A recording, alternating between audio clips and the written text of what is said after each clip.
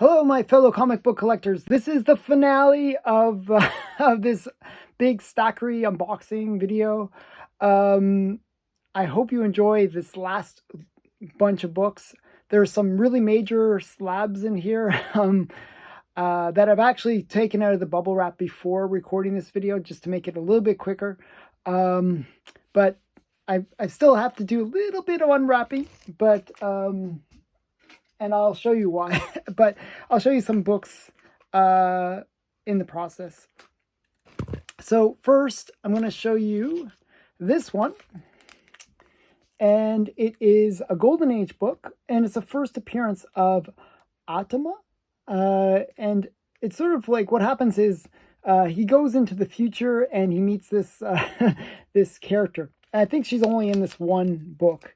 But I think it's sort of this quirky Golden Age character. Like, she's kind of interesting looking. And I thought it was kind of a cool book. So I thought, why not? Joe Palooka, number 15. First appearance of Atama. And just a kind of a cool book. And not very expensive. You can pick it up for about $20. So very, very affordable key book. Okay, next one is another key. And this is Elf Quest key. This is Elf Quest number 2. And it's the first appearance of, I believe this girl. Doesn't say on it. But it is the first appearance of an Elf Quest character. And I forget her name. Why don't I remember her name? But if you know the name, put it in the comments below. Maybe I'll put it in the description. So always check my description. I try to put some, if I remember the characters, I always put it in the description. Okay, next thing is a bunch of comics from my comics shop. I've been getting them to go to Stackry. It's just I find that their shipping is cheaper if you ship it within the U.S. Keep it all within the U.S. So it's cheaper just to ship it to my Stackry account rather than shipping it to Canada. And oh, okay, this is, I didn't realize. I should have really looked at the pictures on this one a bit better. But this is a cool comic, but they wrote all of, like they drew all over her face. So I didn't look at I should have looked at the image a little bit better. So they drew all over this girl's face. It is actually a first appearance of that character as well. This is Zoot Comics number, I believe number 8 or 9. Okay. And I've been collecting a lot of these jungle comics from Fox Publishing. So this is Zoot number 9. It's a shame that they put pen all over her face. If there's anyone that knows how to remove that without damaging the comic, I'd love to hear it. This is from 1946, so it's kind of a old, nice Golden Age comic with lots of good girl art. Like Fox Publishing, very well, very good at putting lots of good girl art in their comics. So very interesting one. And I'm not sure why on this cover there's an octopus that's grabbing her leg. Why there's an octopus in a jungle? You got me. I thought that was interesting, though. Okay. This is actually a really kind of under-the-radar key that not many people realize how significant this book is. But this is a Jurassic Park number 1.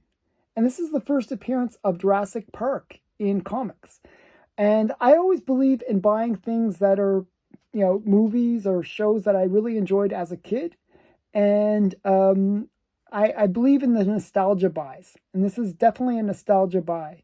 You got it looks like the raptor on the cover, and it's leaping down on the boy, and it's polybagged. This is, Jurassic Park number 1, and it's not an expensive book. It's very much under the radar. Okay, now we get into some really cool LB Cole stuff. This is Contact Comics number 1. And this is the first appearance of Black Angel. And just a really cool LB Cole World War II cover. And Black Angel is kind of a really interesting character. She kind of dresses like, she reminds me of a little bit of Catwoman in the way that she dresses. And she's a pilot, and she always gets captured. I don't know why, but she always gets captured. So a lot of, a lot of interesting art of her. So Black Angel's first appearance in Contact Comics #1. And it's a really great World War II cover. Now, speaking of World War II, or, Golden Age cool comics, this is United States Marines #1. And this is a really cool series of comics. And I actually bought the whole entire series because I thought it was so cool. So this one I thought was a so-so cover. I just picked it up because it is the #1 issue. So this is U.S. Marines #1. It's actually considered 0. Like it has no numbering, but it was #1. It was the first issue of the series.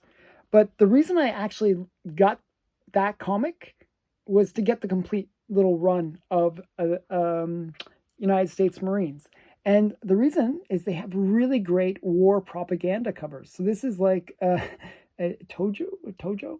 And they basically, it's like one of those Japanese, like where they have the buck teeth and, the typical,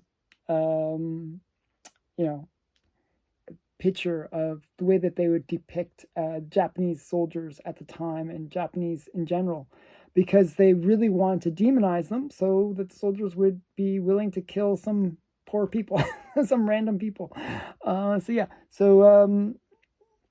Really great cover. My wife would love this. She's Korean, so she doesn't necessarily like the Japanese too much, so she'd probably love this cover. Japanese and Koreans don't get along very well. Okay, the Japanese don't mind the Koreans. It's the Koreans that mind the Japanese. And here is United States Marines #3. And this is another great war propaganda cover. And they're on the Japanese Rising Sun flag. And, you got the flamethrower. You got the squid monster, like the Japanese guy is a squid monster. Not squid, or octopus monster, I should say. This is just a really great cover. Just a really awesome cover. I'm not sure who did the cover art for it, but just a really great cover. I actually posted this on my Instagram, and I actually posted the artist information, everything about it. So if you check out my Instagram, I posted this one. It's just a really great cover. Classic, war propaganda cover. So this is United States Marines #3. And hopefully you can see that well. Really great books. So those were all pretty big, classic, Golden Age, World War II comics. Okay, let's see if I can get this one out.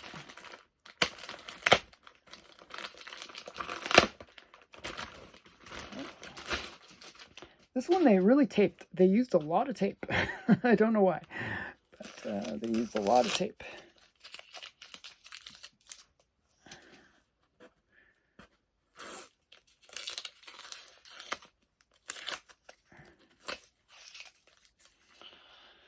Wow, I didn't realize this one was going to be so hard to get out. Okay, one sec here.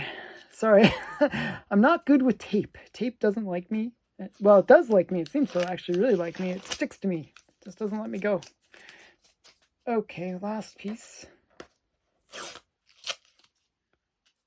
Okay. Okay, so that's that. Oh, okay, this is an interesting little set. Okay, so it's backwards for some reason. I don't know why it's backwards, but it is. I'm going to put it in the right order quickly. Okay, so this is actually a really cool set. This is Infinite Crisis. It's a set of books for the whole series. It's Infinite Crisis #1,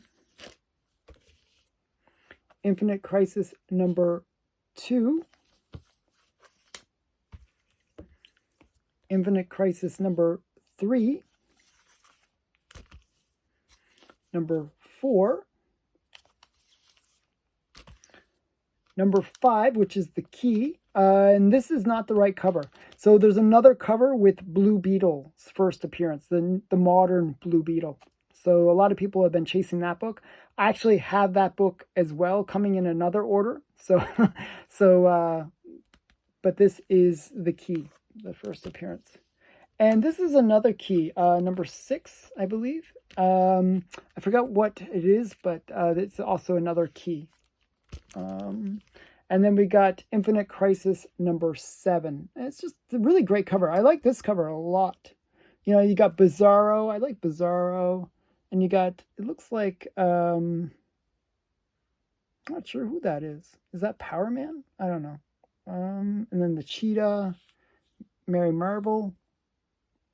Just a whole bunch of, you know, mixture of different characters. That might be Our Man. I'm not sure. Or Dr. Fate, maybe. I don't know.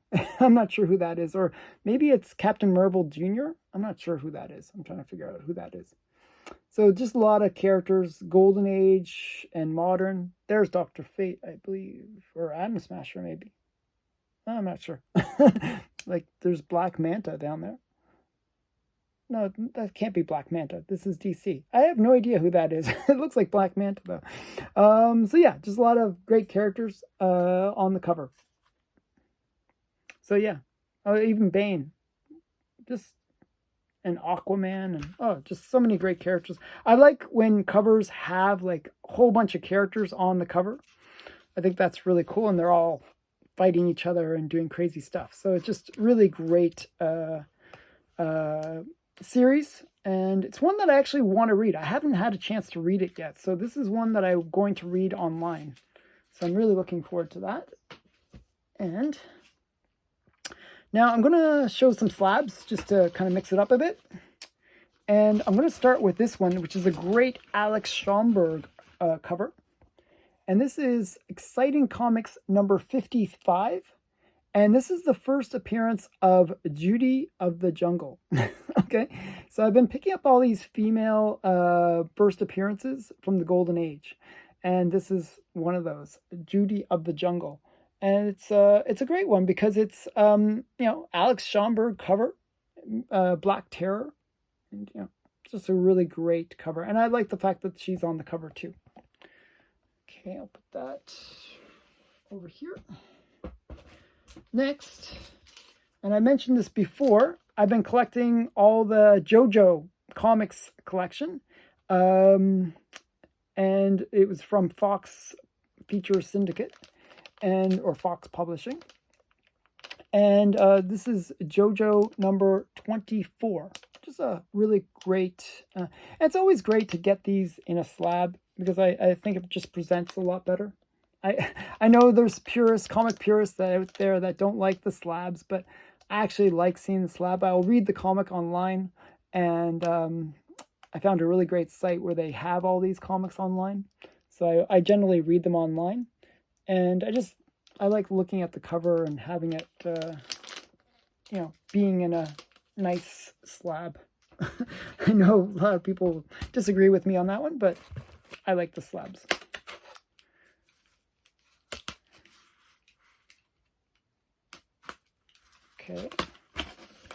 Okay, some more JoJo.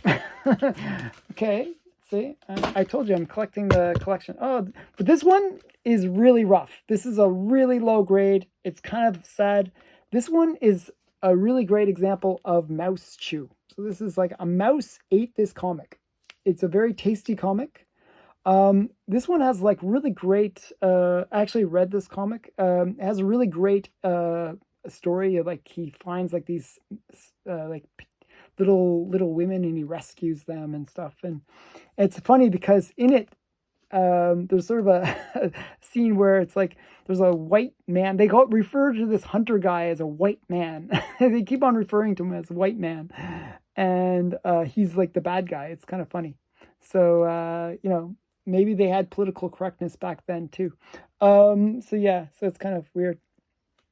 So I thought this was a really great comic. Yeah, and it was really cheap. This was like, I paid I think $30 for it. So, you know, it's kind of sad when this kind of thing happens. But get me a discount at least. It's kind of a shame because it really does lower the grade. This is like a 0.5 grade as a result of this much damage. When it's that much damage, it pretty much kills the grade. Normally that book would be a much more expensive book in a higher grade. Okay, oh, interesting. Okay, this one's a cool book. And actually I showed its partner in the previous part of this unboxing. And an artist that I like from the modern era is Jenny Frison. I really like her Catwoman covers. She does really great covers for Catwoman. And this is her first ever published artwork. So this is her first, and it's in Voltron of all comics. Voltron Defender of the Universe, issue number 1. And it's a Jenny Frison cover, and it's her first published artwork. So I thought that was kind of cool. Jenny Frison. If you're a Jenny Frison collector, this is the book to get. It is a pricey book, usually about $100. So just so you know, it's not cheap, considering. But it is a cool one if you're a Jenny Frison fan. Okay. Oh, wow. Okay, this one is a very cool book, and I didn't know what it was going to look like because, you know, on the eBay listings, you don't really know, and it's a book. It's an actual book. And it needs a bit of an explanation. I'm going to try to take it out here. It's in mint condition. It's, so I'm a big collector of Soti, which is the Seduction of the Innocent.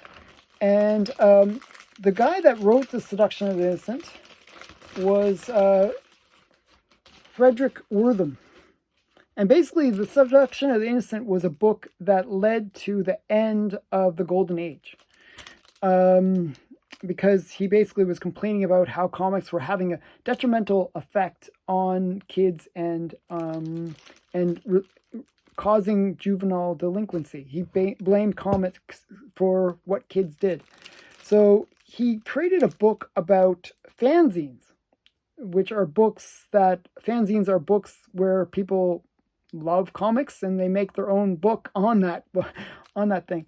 And he basically did a fairly good, like his thing was actually pretty positive about fanzines, which is kind of interesting. And it's this book. It's called World of Fanzines, and it's by Fredric Wertham. You can see on the side. And this copy is actually signed by Fredric Wertham, which is kind of cool. So it actually has like a little bio on the back. This is from Southern Illinois University Press.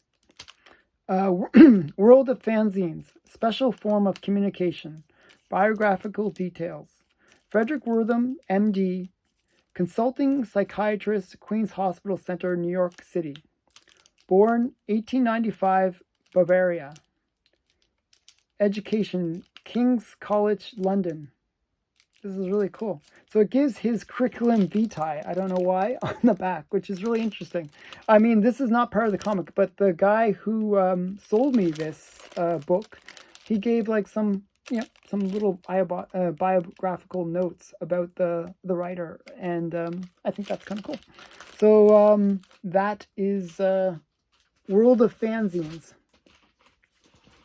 Okay, so I got a couple slabs to show now. And I got these together, and I got a really great deal on them because I kind of negotiated for both of them. And the first one is ENIAC number 1. And this is the first print. With Bad Idea, which is the company that publishes this, they will have first print and not the first print. So this is the first print. The case is a little bit loose up here. I'm not sure what's going on there. One sec. Sorry, I'm just distracted by the case being a little bit loose at the top. Okay, so this is ENIAC number 1. It's a 9.8, which is nice. I always try to get high grades if I can, for especially with modern comics. And it's it's really their first published work. They had another one which was something trade. but this is kind of their first major comic. And it's actually a really good story. I highly recommend the story. It's only 4 issues, and you get the full arc of the story. And it's one that they should really make almost a movie or a mini series about. I think it would be a very good story for that. Yeah, just a really cool comic. So that's Bad Idea ENIAC #1 and that came out just last year. And it was one of those ones that had a lot of hype around it. I actually didn't think very much of it when I heard all this hype because, sometimes I think books get overly hyped, but I actually think it is worthy of the hype that it got because it is a really good story. Now, the other comic that I got is this one. And this is Moon Knight #1. I think it's the 4th or 3rd series. I'm not sure what series it is. But it's this cover. This is one of the ones that Mark Allroyd recommended. I thought it was just such a good spec. It's one of Moon Knight's personalities. Either, I think it's like not Mark Spector, but one of his major personalities is first introduced in this book. So I think that's a really good reason to buy it. It's a really good key, especially with the Moon Knight movie TV series coming out soon. I think it's a really good one. And it's a cool cover, actually. I really like the cover.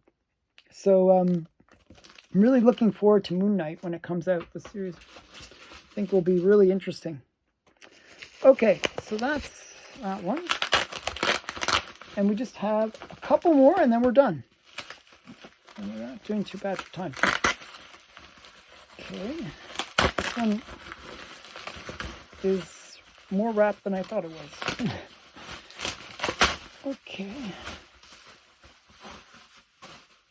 Of course.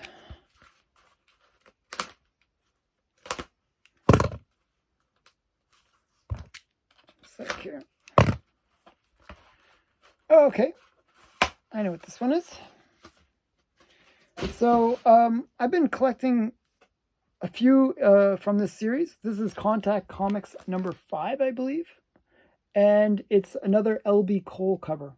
So L.B. Cole is kind of really great Golden Age artist. He did a lot of romance ones. He did some horror-related ones. He did some jungle-related ones, covers. Like, he's just known for his covers and the color usage that he uses. Some of these Contact comics can actually fetch a lot of money because of his color palette that he's quite famous for. So L.B. Cole, just a really great Golden Age artist, and this is like one of his war covers, like with all the bombers and the different fighters and stuff. So it's just a really great L.B. Cole cover and comic. It also has Black Angel in it, so that's another reason why I got it. I've been kind of interested in that character. It's not a high grade, that one. It's I believe a 1.0 or 1.5. The spine is completely split, so it's a bit rough shape. But it was very cheap. So L.B. Cole stuff can be really, really pricey. I paid $30 for it, so I was quite happy. Quite happy with that price. Okay. And oh wow, we were gonna finish off with just pure Golden Age. So we're gonna start off, and I paid really low prices for all these. Like, I think like these two I got for I think $35 or $40 altogether. So I'll show these two first. I was mentioning that I've been trying to get the whole run of JoJo comics. Now, JoJo comics, really it's the later issues that are the more interesting issues, because they're all the jungle good girl art. The first one of JoJo comics, #1, this is #1, is, the first #1 is more of a cartoony kind of related, stories. So, it's kind of cool to get the first issue, but it's a very inexpensive issue because most collectors go after the jungle related ones. And this one, as I said, I paid less than $30 for it, combined with the other one. So I think it was 50 for the two. So yeah, not expensive book. But yeah, but presents really well. It's a nice JoJo #1. So kind of cool. And we got a boys comic, just boy comics. And I thought this was a really great cover. And I purely bought it for the cover, and I thought the price was great too. So I negotiated, he had actually much higher prices. And I actually really lowballed and got a great deal by picking them up. So this one was, and the reason I think he gave me such a great price is I did buy one big book from him. So these were kind of almost like he threw them in. This is Boys Comics, I think number 35. And it's a really great one because it has the girl that, where they throw knives at her. I always thought that was kind of cool. And then who is behind the curtain? I just like this kind of mysterious situation. And even got a little monkey. Can't go wrong when you have a little monkey. And you have the guy throwing the knives over here. Just a really great, interesting comic. Okay, so, and it's Charles B. Rowe. So just so you know, Charles B. Rowe did this cover. Charles B. Rowe, he does a lot, like Crime Does Not Pay comics. And whenever you see his covers, they always tell a really interesting story, just in the art itself. So I really enjoy his artwork. Really great Golden Age artist. Okay, last one. And this is a big one. I paid a little, this one was more expensive. This one was like $200. Okay. But it's a really great comic. It's The Saint #1. It's a great bondage art comic. It's not the first appearance of the Saint, but it is his first title series. And, the Saint went on to have a TV series in the 60s, I believe, 50s, 60s, somewhere around there. I didn't watch it, so I don't know the Saint that well. Actually, I did watch a few episodes, to tell you the truth. That was way before my time, but the Saint was always kind of interesting. I believe, and I could be wrong about this, I think it was Roger Moore or one of those guys that played the Saint.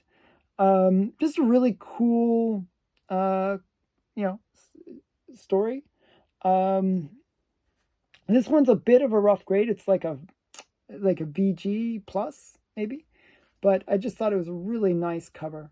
I like the good girl, torn dress, bondage, girl in the red dress. It's like cliches for the for the Golden Age good girl art. It's got everything there. So I kind of like that. So and I like the fact that he's jumping through a glass window. Not the smartest of things to do. So I think that's really cool. Really nice Avon comic from I believe it's like late 40s, early 50s, somewhere around there. Okay, so that is the big unboxing. I had to do it in so many parts because there was just so many things in it. I hope you enjoyed it. Lots of Golden Age stuff in this last part. And I hope you enjoyed this series of videos. I recommend, if you haven't seen the others in this series, definitely check them out because I did unbox some really great stuff. So again, thanks for watching. Please leave your comments, likes, and all that kind of stuff. And subscribe. That's all. Bye.